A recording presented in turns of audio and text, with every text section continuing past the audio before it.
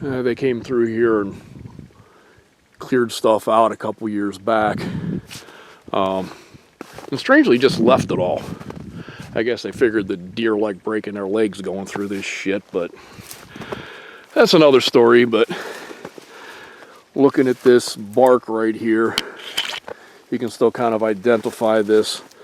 Not exactly your major hardwood species, and the bark's kind of peeling. It's not the perfectest, but these are aspen trees.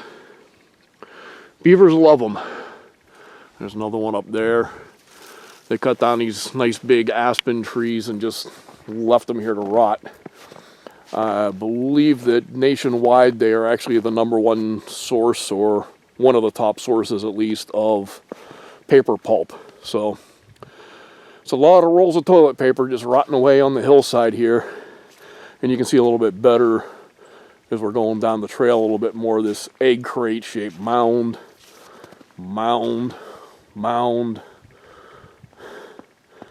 So you wander off the trail, it's just like a whole bunch of identical mounds just put together like an egg crate.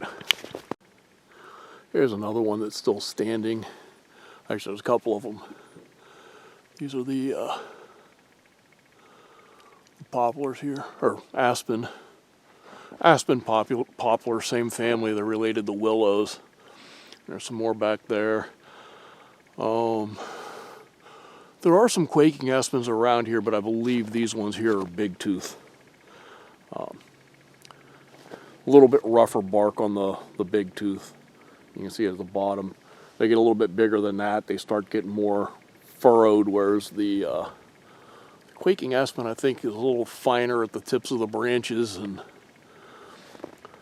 not quite as rough on the bark.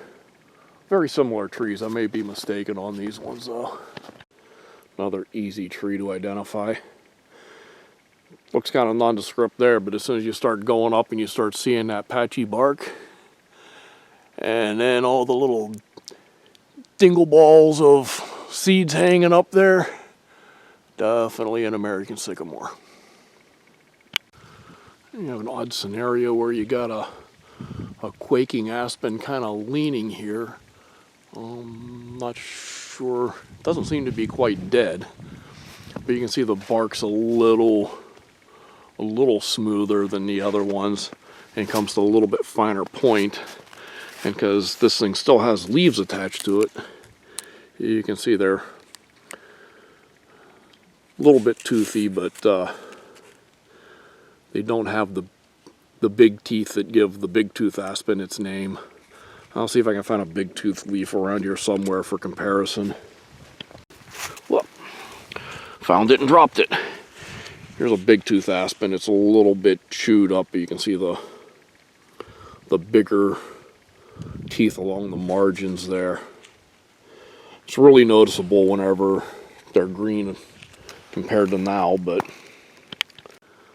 nice white pine. You can kind of tell by its shape, and he's kind of open grown here. I'm looking ahead. Yeah, this road's kind of an access road, supposed to be open to handicapped people on ATVs, but 2 semis could pass on that road. Yeah, the white pine, the needles are in bundles of 5. And they tend to have a little bit of a white stripe to the needles, which is why they got the name. But always remember 5 needles and 5 letters in the word white. So kind of smoother bark on the branches, and it kind of gets scaly on the tree eventually.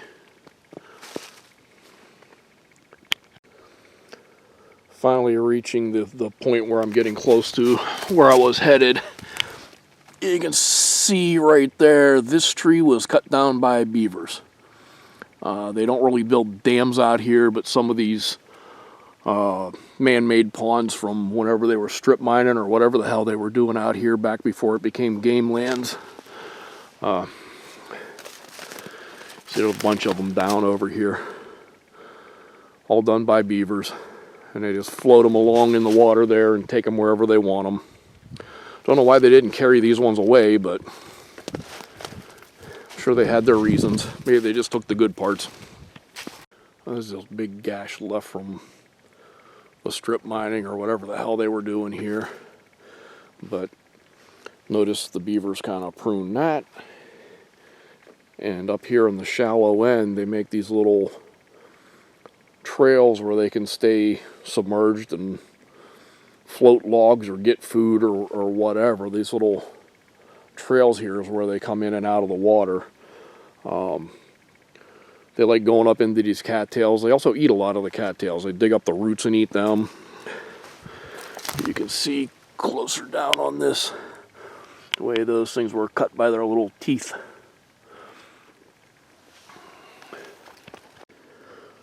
This is kind of cool. They kind of made a barrier across the trail by accident. You can see where they chewed through that and then it fell over. I guess it fell in a different direction than they wanted and they left it there. Off the top of my head, I guess that's maple.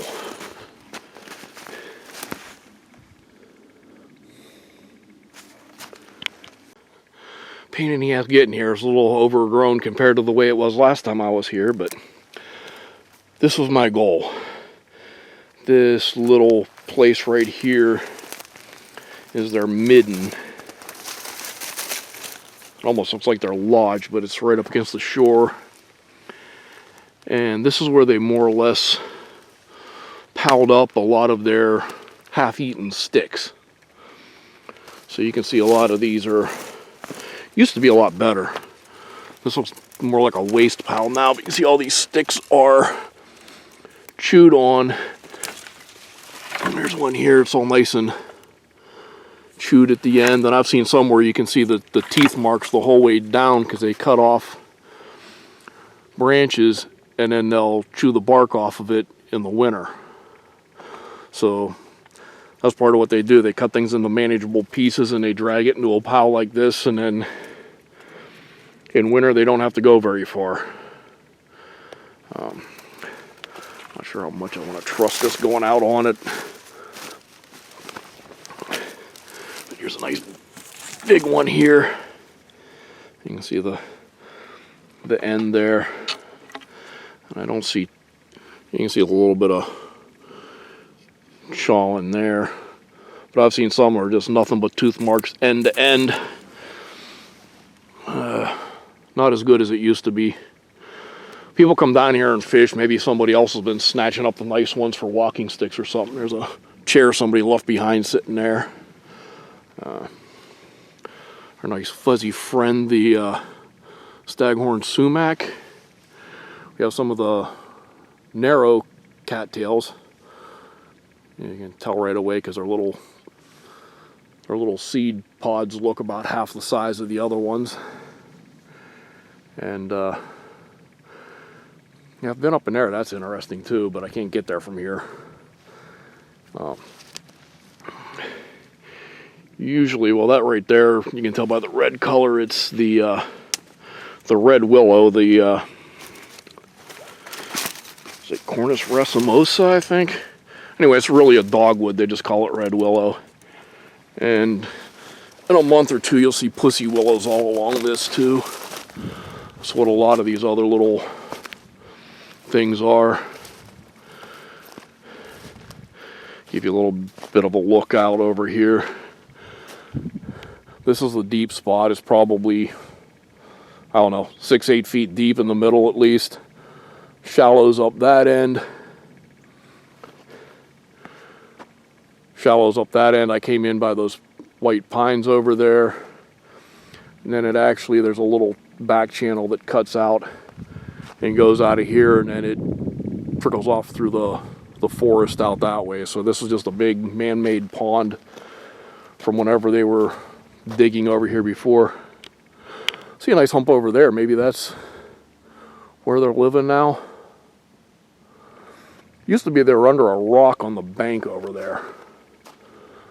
They were actually dug into the bank. It wasn't a lodge out in the middle, but they may have changed.